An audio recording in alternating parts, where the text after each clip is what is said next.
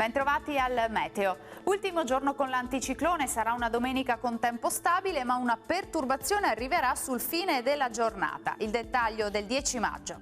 Sul Veneto sarà molto nuvoloso, vedete, con cielo coperto, ma in genere la giornata trascorrerà senza precipitazioni.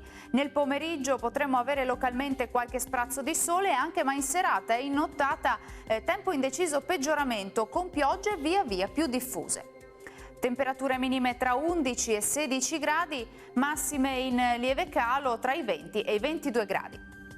Ci spostiamo ora sul Friuli Venezia Giulia, anche qui condizioni di variabilità atmosferica, cielo a tratti coperto, qualche sprazzo di sole al pomeriggio, ma rovesci nel corso della nottata. Temperature minime fino a 15 gradi, massime tra i 21 e i 22 gradi.